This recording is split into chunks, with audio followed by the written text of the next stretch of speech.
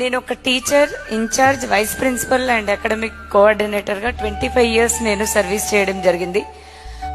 నేను ఈ ప్రొఫెషన్కి వస్తాను, నేను ఈ బిజినెస్ ఎంటర్ప్రీనర్గా మారుతానని నాకైతే తెలీదు, అనుకోలేదు ఎప్పుడు కూడా.